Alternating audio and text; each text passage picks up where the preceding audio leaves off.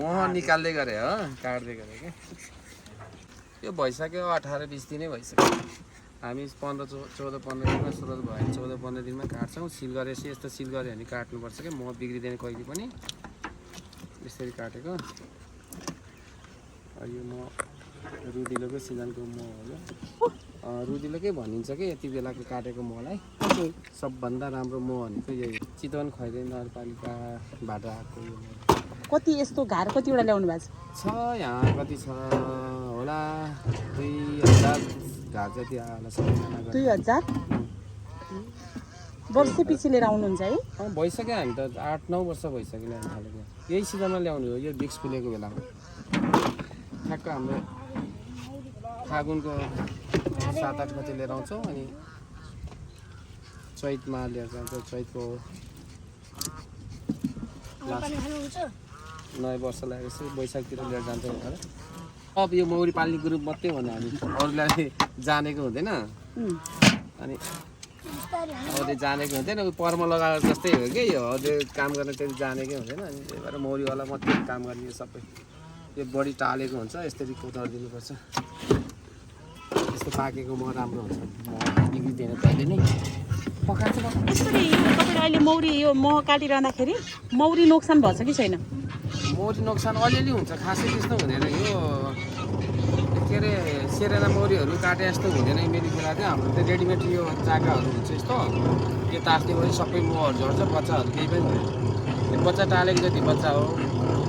यो सबै सिल गरेर काटिदिनु हो तासेपछि मह छैन यति बच्चा हो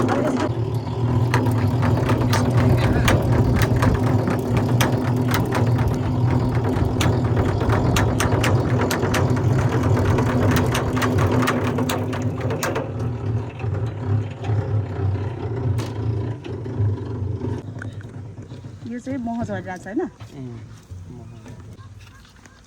तोरी चिउरीको मह चाहिँ अलिक मह जम्दैन क्या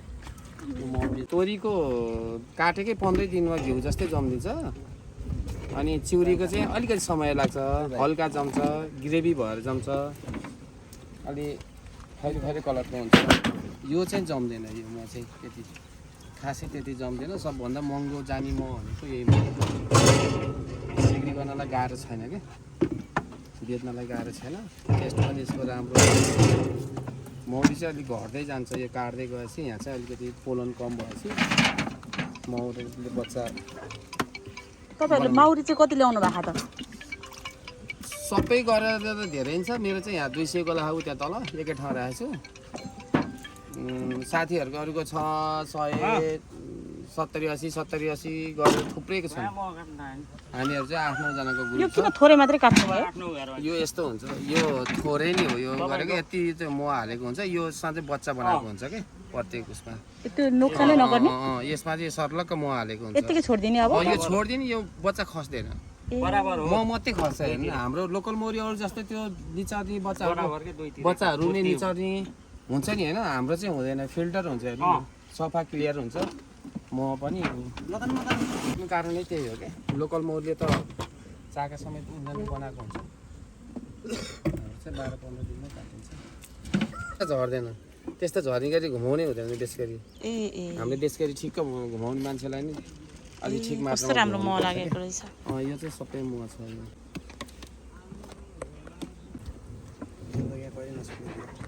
यसलाई फेरि हामीले खुवाएर पाल्नुपर्छ नि त बर्खा बेला कति स्याहार गर्छौँ हामीले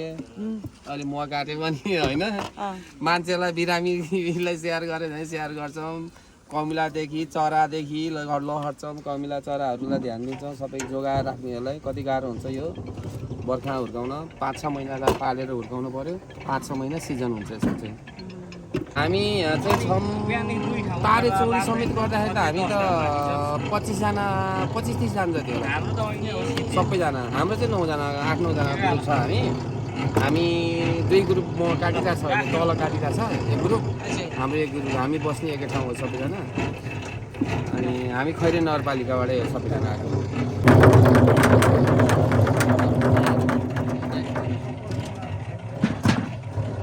एउटा त्यहाँ पट्टा छ